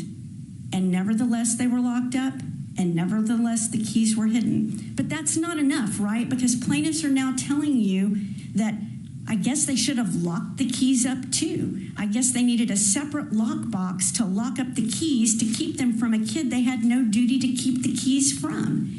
Or maybe bury them in the backyard. I don't know. Mr. Torres pulled out a key in a dramatic moment for all of us, I thought was really fun, to kind of indicate he had his key in his own pocket. That's fine. I mean, it's a thing. You could do that. But that doesn't mean you have an obligation to do it. And it also doesn't mean that you have a reasonable ability to foresee the criminal acts of another human being. You don't know what you don't know. And I appreciated the homage that they put up to me in their closing argument. But I really think that Socrates got it right. You can't know what's going on in somebody else's head, because if we did, we wouldn't have any homicides. We wouldn't have any suicides. We wouldn't have any crime at all, because anyone who remembers the Minority Report movie, we could recognize it before it happened and we could stop it. But as humans, that's not how we function. We're not telepathic. We don't have those abilities. We do the best we can with the observable behavior that we have. And if he had been breaking the law, if he had been violent, if he had been using drugs, if he had been abusing animals or setting fires or holding a magnifying glass on ants, anything, then maybe you'd go, we need to look at that. He had slipping grades, but he never failed. He started to want to spend a little bit more time alone. These were the two main things that you saw. And he wasn't isolated or barricaded. We showed you pictures. Let's show you some more, Miss Goldsberry. If you'll put those pictures up. These are pictures in the months, just months right before the shooting took place. This is Dimitri the summer before in Greece. Does he look like he's got some social anxiety where he's barricading himself in the room? No, he traveled to a foreign country. He's visiting with relatives and friends. He's taking younger children around on a four-wheeler. Does this look like a child that you would think, dang, he's depressed, man, look at that? No, there were no signs of depression here, none whatsoever. Let's go to some of the other pictures, Miss Goldsberry. We see him with big smiles with his family members. We see him posing for pictures. This is very close to the time of the shooting. We see a kid with a hat and a big smile. We don't see a kid barricaded in a room who looks depressed. If someone showed you a picture of this kid without any other context, would you say, that kid really needs to get some mental health intervention? Because that's the kid that Rose and Tony saw every day until he had a psychotic break. And their lives and his lives, and God love them, all of the plaintiffs, and God bless every single one of them. Their lives were forever and changed irrevocably so. Now, if it had been foreseeable to these folks that there was a simmering mental illness, they would have done something about it. You heard Tony say that his son went on a diet and intentionally lost weight, about 20 pounds. And Tony was concerned. He's like, man, you shouldn't lose that much weight. And even though Rose had already taken them to his regular doctor, Tony's like, no, I'm a little worried about this. Took him to a separate doctor to get checked because he was worried about that. That was over some weight loss. If they had seen any mental illness, they certainly would have acted on it. Looking back now, can we say it was mental illness? I don't think you can based on the signs that they saw. But when the break happened, when the psychotic break happened, all hell broke loose, literally and figuratively. And you heard Dr. Self tell us about the signs and symptoms of schizoaffective disorder and schizophrenia, and how it slowly builds over time. And those behaviors, those signs, those symptoms look like normal adolescence, normal childhood, normal teenage angst. There is not necessarily anything that would alert a reasonable and prudent parent to think their child was mentally ill. She said until they have that first break. And when they have that first break, then you're able to see what happens. And heaven knows it is the most tragic thing that the first time this kid does anything really wrong is irredeemable. He can't come back from this. The plaintiff's children can't come back from this. The people who are injured can't come back from this. Tony and Rose will never get their kid back. He can't come back from this. Now, it doesn't really matter. There's been a whole lot of to-do about whether the guns were in the wooden cabinet or the black cabinet because Dimitri said so. And as I told you over and over again, and as Dr. Peterson confirmed, just because Dimitri says it doesn't make it true. Now, plaintiffs want you to believe it when things are easily corroborated, right? Like Dimitri told the police, if you go to my room, I left guns there, I hid them, you can find them. Sure enough, police went, found the guns. But Dimitri also told police, yeah, there's alcohol and cigarettes in my room. FBI searched that room extensively. We've got picture after picture after picture of Dimitri's room, in the drawers, in the closet, on the bed, under the bed, beside the bed. There's no pictures of alcohol or cigarettes. So just because he says it doesn't mean it's true. It doesn't mean everything he says is wrong. But important things could be wrong. For example, saying the key was on top of the wooden cabinet. You heard Rose say it wasn't. You heard Vossi say when she needed her jewelry, her mom went in the other room and got the key and come unlock the shelf. But even if it was there, even if the keys were left in the lock itself, they didn't break any laws. They didn't do anything wrong because they didn't have a duty to do that. It wouldn't have been unreasonable. But plaintiffs want to build all of these signs of mental illness to say they should have had a heightened duty, that wasn't enough. The fact that he wasn't 17, that's not enough. Because something tragic happened, that's not enough. And I don't disagree with them. Something tragic happened. Everyone in this room wishes it hadn't, but it did. But it's not because Tony and Rose failed to safely store their guns. Rose and Tony safely stored their guns. Their son or anyone else with a criminal intent could have searched the house and found those keys. You saw in some of Dimitri's writings where he was talking about different ways he wanted to try to get a gun, right? Even though he knew the parents' guns were there, and as Mr. McGuire rightfully pointed out multiple times, all he had to do was like break that glass and he could have gotten a gun.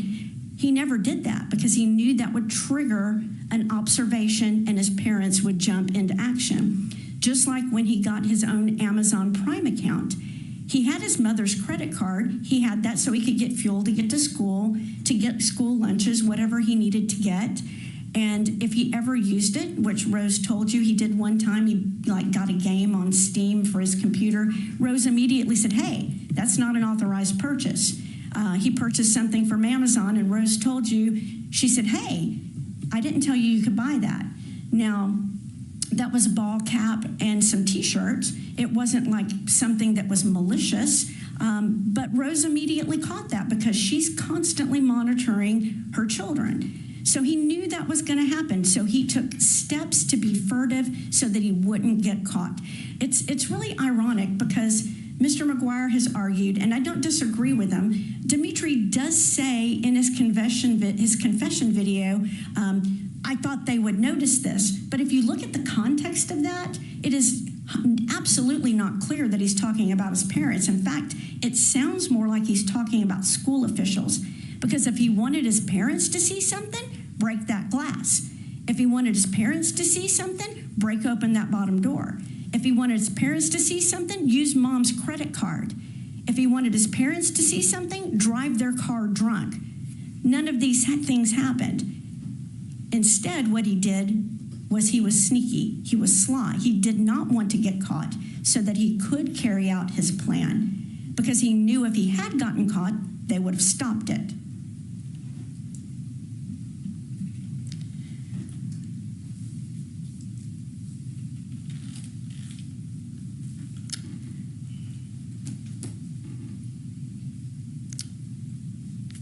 And again, I'm going to draw your attention back to the you don't know what you don't know. And to me, it's amazing how Socrates was able to succinctly identify that problem. After something happens and we see the course of events and the chain of events, it's certainly easier to go, oh, I see that now. But in this case, that's not even clear. Because if you look back at what was actually happening at that time, it certainly wasn't any evidence that there was mental illness going on, even less evidence that their son was going to commit a crime, and absolutely zero evidence that he was going to commit a school shooting, at least from what the parents saw. Now, what the school saw is a completely different thing. They saw a kid wearing a trench coat to school that apparently had these pins of power or whatever he identified them as. You think the school would pay attention to that. You think the school would pay attention to the searches because they have IT people that do that. This isn't parents at home trying to search their kid's computer, right? I mean, you've got an almost 18-year-old young man who had a computer for right at a period of 5 months. Everything that you saw in court came off that computer, other than some paper journal pages, and it's pretty clear which is which when you look at the pictures. 90% or so, and I didn't do the math for you engineers, I'm just saying, the large proportion of what you saw came off of his computer.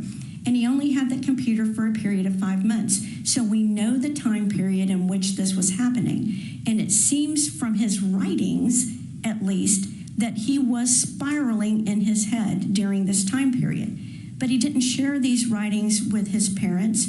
He didn't share them with anyone. And during this 5-month period, there's a lot of stuff going on, right? When you're looking at what's reasonable for these parents to do. During this 5-month period, we've got one mother on hospice. We've got another mother who is very ill. We have a brother who has died. All of this going on within this 5-month period of time. Now, during this 5 months, you did hear Rose say she had actually been on the computer. She didn't see anything, but she didn't search it. Same thing with Vossi. She had been on the computer. She didn't see anything, but she didn't search it. Now, what we do know is from Dimitri's own words is that he said a lot of the documents that we're looking at here in court, he had deleted from his computer.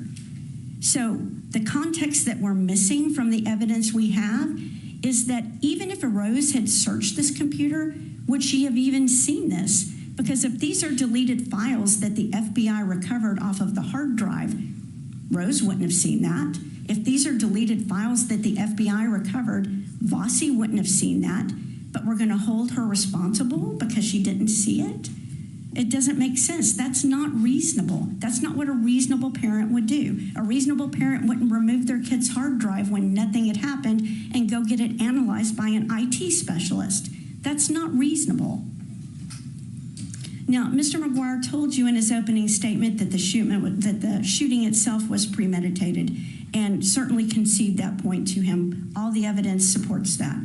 He made plans. He made nasty comments about what he wanted to do. He took actions in furtherance of that plan, including buying the ammunition, including stealing the guns from his parents. And as I mentioned earlier, he had talked in several other places about different ways to try to get these guns. It seems that getting the guns from the parents was his last resort, because he talks about trying to maybe get a fake ID so that he can either go to a gun show or go somewhere and buy a gun. But he says in his writings that he didn't have enough money to do that anyway, so he had to abandon that. There's also some information where maybe he asked another kid for a gun. So he had considered other ways to get guns because he knew taking guns would trigger alert with his parents, which is why he took the guns out of the black cabinet in the garage, because it wouldn't be as obvious. As you saw from the pictures in this case, the gun cabinet, even though it's off in the corner of the living room, it's there enough. You see how the guns are stacked. If one is missing, it's going to leave a gap, and that's going to be noticeable. He took them from the other cabinet because he didn't want to be caught. If he wanted to be caught, he would have broken it open. He would have left the cabinet open when he found the keys. He could have done any other number of things, but he didn't because he wanted to hide what he was doing. Now, you have to filter this through the evidence that Dimitri was in the throes of a psychotic break. And again, that's going to be for you to determine if that should mitigate his accountability or not. Dimitri's not my client. I leave those arguments for Mr. Torres. But remember that these efforts that he took to hide the evidence from his parents means they didn't see it, right? And I agree with Mr. McGuire on another thing. I know it's hard to believe we agree on some things. He is right. You don't always know when an Amazon package is going to be delivered, or do you? All you have to do is check the tracking, and it tells you how many stops away your package is. You've got an idea when that package is going to be delivered. And if it's not delivered before you get home, you've got a pretty good idea of when it's going to be delivered, and you can run out there and grab it before anybody sees it. And it's not reasonable to hold the parents responsible for furtive actions of their son that they wouldn't have seen.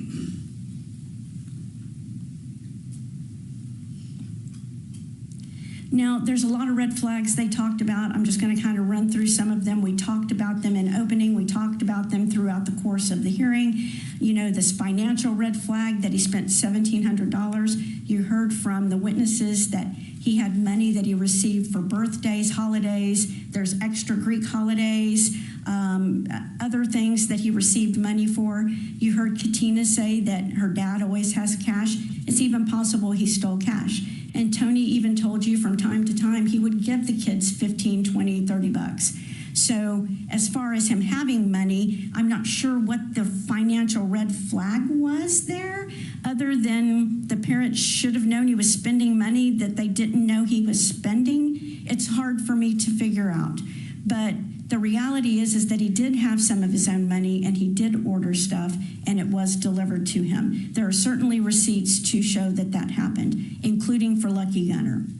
Now, some of the items that he ordered, they're not all nefarious. You heard Mr. McGuire say something about, don't hold me to it if I get the number wrong. He had 29 packages delivered to his house, which might be true, but some of these are T-shirts. Some of them are sunglasses. Some of them are items that aren't nefarious. Now, certainly bear spray is a really weird thing to order, and tactical gear is clearly something that would be concerning, especially for a kid that hadn't been using guns and, to their parents' knowledge, didn't like or use guns. That would certainly probably have gotten their attention. But let me point another thing out to you. that in all of those FBI pictures, other than a couple of those items, there are some of those items in the picture. There's some knives and some other items there, but a lot of the other items don't show up in the pictures. So some are there and some are not. Was he keeping him in the car? Was he keeping him at the trailer? We don't know. And the parents wouldn't know that either because they don't know what they don't know.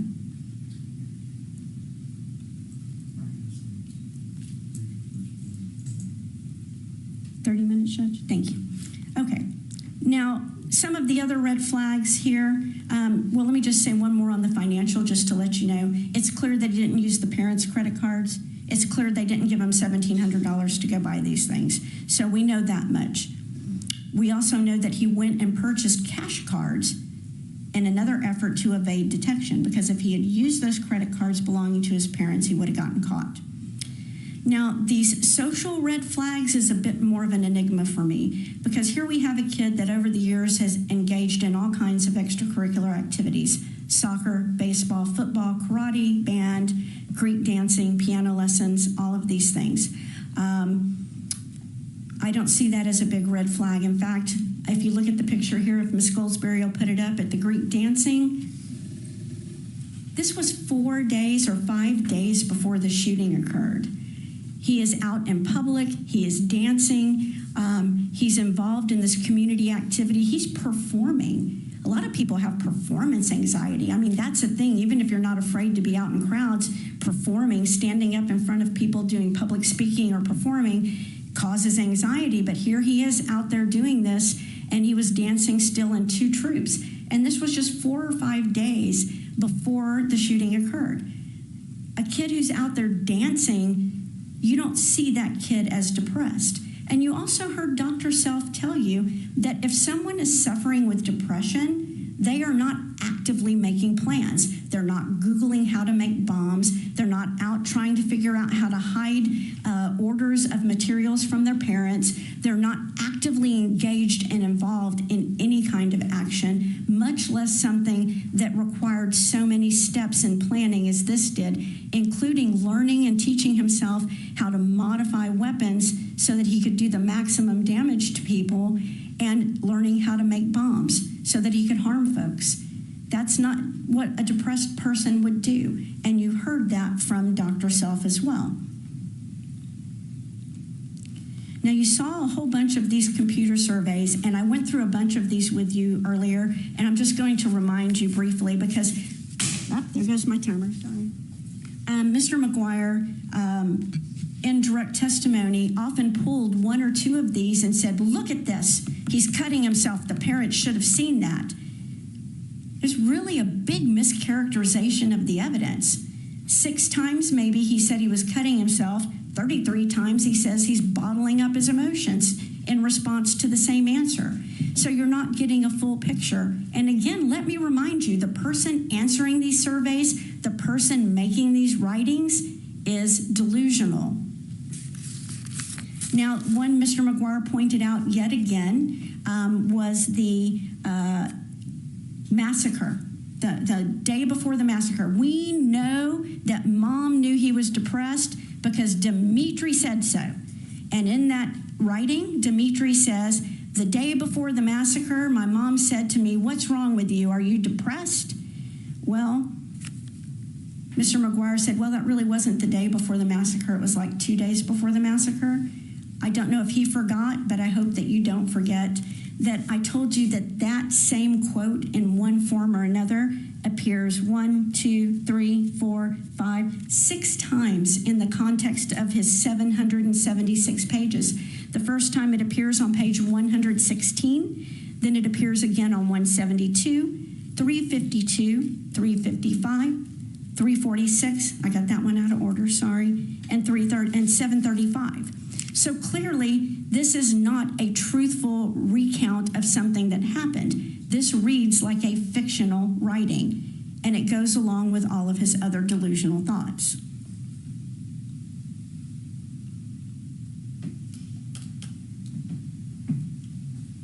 Now, looking at the other social media red flags that the plaintiffs point out, Dimitri did open a Facebook page a couple of weeks like 2.5, 3 weeks before the shooting occurred.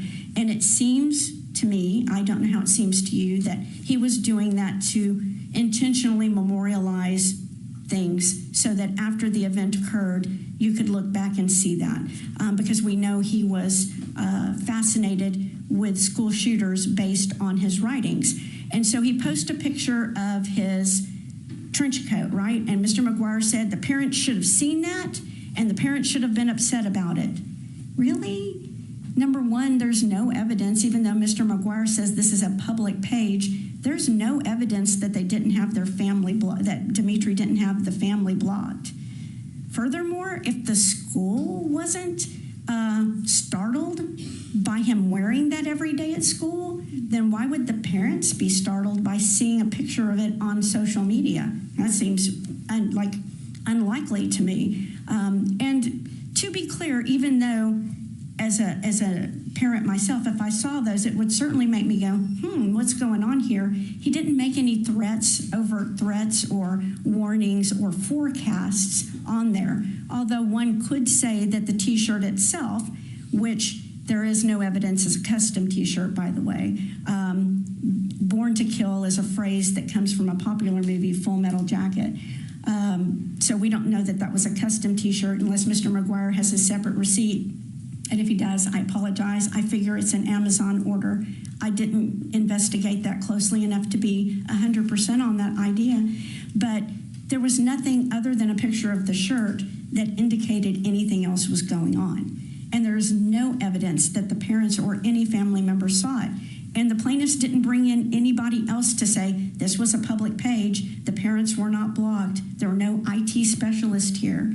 And the same with Dimitri, right? I mean, Mr. Todd, who is very learned and did a very good job cross-examining the experts, he's like, you're free to believe some of what they say, none of what they say, and that's 100% correct. But what they didn't do was bring in an expert who said, that guy is wrong, Dr. Peterson is wrong, Dr. Self is wrong. That didn't happen. Now, Rose did tell you that previously Dimitri had a social media account when he was about 15, and she did monitor it. But he closed it, and to her knowledge, he never had one until he opened it here. You also heard the nosy little sister say, I would go do checks on social media. I would go looking to see if he had a social media account, and I never found any because I wanted to see what Big Brother was up to. So there is no evidence that these were forward-facing public pages as far as the family was concerned. Now, as to the other social red flags, there were some suggestions that the fact that he only had 1 or 2 friends was a big social red flag, but some kids are that way. I've got some kids that are pack animals. When they were young, they ran around with a tribe of children. And I've got some that had only one. In fact, my son, who is my legal assistant that's been here with me, he only had one best friend all the way through high school. They were together all the time. Just different personalities. There's no idea that that would be a red flag that an individual has a mental illness. Now, there is definitely some merit to the fact that failing grades is a flag. Now, whether it's a red flag or a yellow flag or just a flag, certainly that's something that will require action. And as soon as the grades dropped, we see Rose jumping into action. She jumped up to pull that flag off the flagpole. She tried to figure out what he needed to do to fix it and how to solve that problem. Now, speaking of those emails, you saw Mr. McGuire put that email up saying that it's the email where Rose is talking about she had been gone for a while and she felt so bad and she didn't know what was, going to happen with Dimitri. And they kind of tried to paint that in the context that the email was about mental health. It wasn't. The email was about Rose finding out that her son had plagiarized a paper. And Rose took that so personally. I can't believe my son would do that. That's not who my son is. And she was very upset about that. I mean, in my opinion, overly upset about that. But that had nothing to do with mental health. There's no evidence whatsoever that any individual in any capacity, whether it be at the school, at the church, in the community, anywhere, that anyone told Rose, hey, your son is doing X. This looks problematic. You might want to go get him checked. That never happened. Now, the absences we talked about, that is definitely a failure on behalf of the school. That is very problematic, and I promise you, if a Rose had seen that, that would have been a problem. She was on Skyward. She saw the grades. You heard her testify that she did not see those absences there. We now have no way of knowing whether they were on Skyward or not. Plaintiffs would have you believe they were. She doesn't remember seeing them. I guarantee you, if she had seen them, she would have taken action. Now, again, to those physical issues about Dimitri cutting himself, there was zero evidence Dimitri was cutting himself. Mr. McGuire told you that you should know that there's a problem because of the physical signs. And there was some talk about him not showering as often. You heard Rose talk about these, right? These are isolated incidents that are taken out of context. So Rose told you as a teenage boy, his hygiene wasn't what she wanted it to be. He had school football, he was showering at school, but he wasn't always showering at home. And so sometimes she would have to remind him. But she told you when she reminded him, he would go do it. She thought he was being lazy. He wasn't wanting to do his chores. He had some lack of motivation. These are the things that the parents saw. And it's not unreasonable for them to think this is normal teenage behavior or a phase or a mood that would move on. There was no indication of any depression or deep, serious mental illness or any mental illness at all. And these children, both of her children growing up, they were getting regular doctor's visits. They were going to see a doctor who evaluated these kids. And then Dimitri got even extra times at the doctor, other than wellness checks, other than times when he was ill, because he was in sports, multiple sports, and band, which requires additional physicals to be done. And doctors who examined him never saw any symptoms or signs that they thought were problematic and said, hey, Mom, you might want to get this looked at. Because if they had, she would have done something about it. And Dad would have done something too, even though Mom is the primary one who handled the children's education, as you heard from the testimony.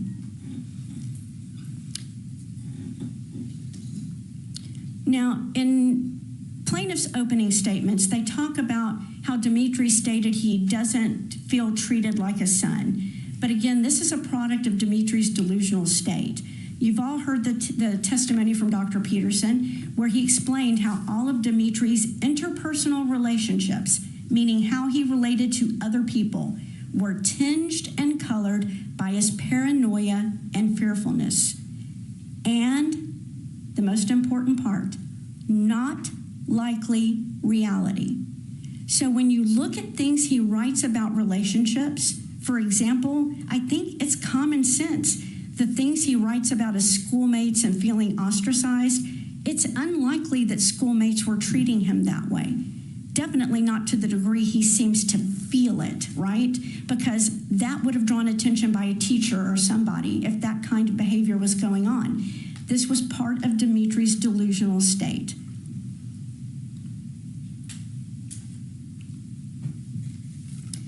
Now, we talked a little bit about what Mr. McGuire talked about, these intentional signs. And if there was any intent to be intentional, it was at school.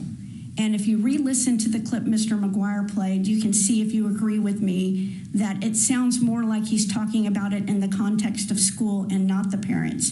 But there were a million ways for him to make his illness, his suffering, known to his parents, not the least of which are the 3 times that we heard about in the last 5 months before the shooting, where Rose pulled both of her children aside, and even her adult, her 30-plus-year-old stepdaughter, and talked to them about mental illness. When her brother committed suicide, talking to both of them about, if you ever feel this way, talk to me. And whatever happens, don't do anything to take yourself away from me. That's the perfect time to say, Mom, I'm having these awful feelings. After the school shooting in Parkland, she talked to both of her kids and talked about what a tragedy it is and was, no doubt, and told them, don't ever let your anger or your sadness or your grief or whatever's going on, don't ever let yourself feel that way. If you ever need help, come and tell me. and she would have gotten help for them. But he never said a word. Because of his paranoia, he didn't want to talk about this. He didn't want to talk about Natasha. And Mr. McGuire might be right. Natasha may be a delusion that began from a character in a video game. We used to play is it not Frankenstein? It's Wolfenstein, right? I think, back when my children were younger. And that may indeed be a character, but that doesn't mean that he didn't develop a delusional belief about a character in a video game. A delusion's a delusion, right? It doesn't have a basis in reality. So whether it was just an original manifestation or it was a product of a video game, I think is irrelevant. The fact is that he had the delusion, and you find from his writings that he does talk about extraterrestrials and elder gods and supernatural beings, albeit he didn't talk about that as much as he did later with Dr. Peterson and others, because once the psychotic break happened and he could no longer hide it, then he could talk about it. After the CIA didn't assassinate him, after the school shooting happened, he could talk about it. And apparently that's what he did with Dr. Peterson.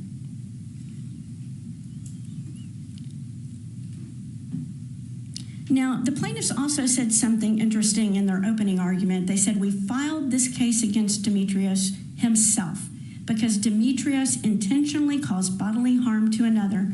And in Texas, when you intentionally cause bodily harm to another, you're responsible for all of the harms and losses that you caused. Now, if that's true, according to their analysis, hold Demetrios 100% responsible for what happened. That is something you can do. And according to plaintiffs' opening arguments, that's a verifiable thing that is a legitimate analysis of what's happened here. I certainly think Lucky Gunner deserves some responsibility as well, but that's for you to decide. Now, the plaintiffs have seemed to want to walk a tightrope in this case. Dimitri wasn't so mentally ill that he shouldn't be held responsible in the civil case. We don't want you to find him insane. He wasn't that sick. He knew what was right from wrong, but we want to argue that he was depressed so that we can make the parents responsible. All of the evidence is to the contrary. Dimitri has not stood trial because he's mentally incompetent. Dimitri has been evaluated by Dr. Peterson and been found to be mentally incompetent. Dimitri is living in a delusional state right now. That's where he is. That's the evidence. The evidence isn't that he had some minor or major depressive disorder. That's not what he had. That's not what he has. But it makes it easier, right? Because they know they're not going to get a recovery from Dimitri because he's going to be either in a mental institution or a prison the rest of his life. That's a given. The parents are the only, and Lucky Gunner are the only other two options here to get a recovery. If this is really about justice and not about money, then you can write zeros in the amount for all of those, and you can hold whoever you want 100% responsible. But it's not just about that. If it's just about justice, we would wait for the criminal trial, and the criminal would be tried, and then we would see what the justice was. That's what justice is. This is trying to hold the parents responsible for a horrific event that affected them as well and made victims out of them also.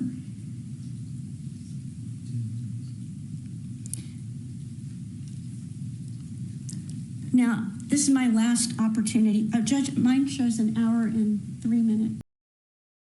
Go and buy ammunition for them, which is what Lucky Gunner gave him, when he shouldn't have.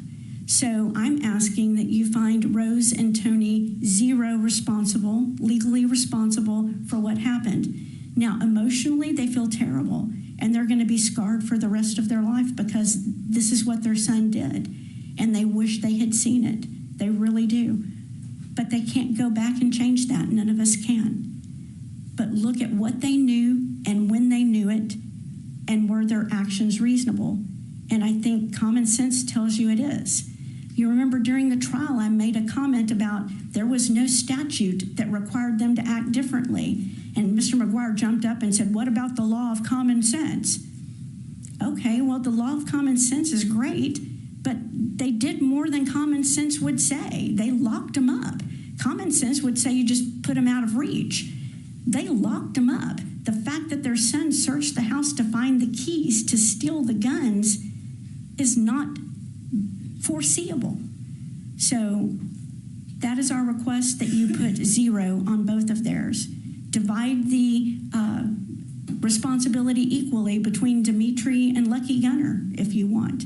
If you think Dimitri's mental illness mitigates it, put 100% on Lucky Gunner, because if he didn't have those bullets, the shooting wouldn't have happened. There's no evidence that any of the bullets came from the parents' house. I thank you again for your time and your attention. I know it's been a long 3 weeks. I appreciate you more than you know. My clients appreciate you more than you know. And I know you've got a hard job ahead of you. Thank you so much for your time and attention.